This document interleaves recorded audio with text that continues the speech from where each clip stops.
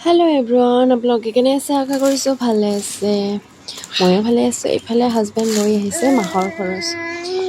ইফালে মানে কি লাগে মাহত গোটেইকেইটি লৈ আহিছে। মানে সি ঘৰত নাথাকে ন, এইকাৰণে মাহৰ খৰচটো গোটেই আনি দি যায়।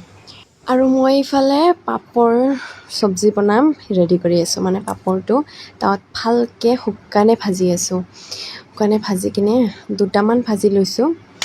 ভাজি কিনে ইয়াত ৰাখিলোঁ। তাৰপিছত অলপমান পানী দি কিনে তিতাই ল'ম। পানীখিনি যাতে গোটেই মানে পেলাই দিব লাগে, মানে পানীখিনি গোটেই শুকাব লাগে। তাৰপিছত নৰম হৈ যায় ন। তাৰপিছত এইবোৰ পলঠাই ৰাখিব লাগে। এইবোৰ সৰু সৰুকৈ 4 পিচমান কৰি কাটি লৈছোঁ মই। আপুনি আপোনাৰ হিচাপত কাটিব পাৰে। ইফালে বেচন ঘোলাই লৈছোঁ, ইফালে আদা বাটি লৈছোঁ, ইফালে গৰম তেলত মানে এটাকৈ দি আছোঁ। মানে বেচনৰ লগত ভাজি যেনেকৈ চপ বনাই নহয়, এনেকৈ বনাই আছোঁ। ইফালে ৰঙাকৈ ভাজি লৈছোঁ। ৰঙাকৈ ভাজিলে মানে টেষ্টটো বেছি হয়, কেঁচা নগন্ধায় পাপৰটো। ইফালে গোটেইকেইটা ভাজি লোৱা হ'ল। ইফালে আলু বইল কৰি ৰাখিছিলোঁ। এয়া মই চপকেইটা ভজা তেলতে মই জলকীয়া আৰু ইলাইচি দালচেনি দি কিনে ইফালে মই 5 মিনিটমান ভাজি ল'ম আলুখিনি।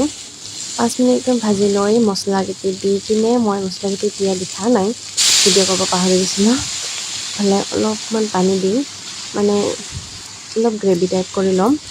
তাৰপিছত আকৌ পানী দিম। এইফালে অলপমান শুকালে মছলাটো মানে মিহি হৈ যাব। তাৰপিছত আকৌ পিনে পানী দিছোঁ।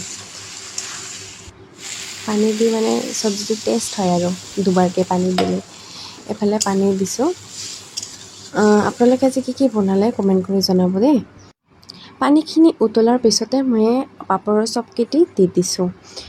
গোটেইকেইটি দি দিছোঁ। দিয়াৰ পিছত মানে অলপমান উতল আহিলে মই গৰম মছলা দি নামি লৈছোঁ। এয়া মোৰ চব্জি ৰেডি। এইফালে দালি বনাইছোঁ আৰু বেঙেনা ভাজি বনাইছোঁ। খিনিয়ে বাই বাই।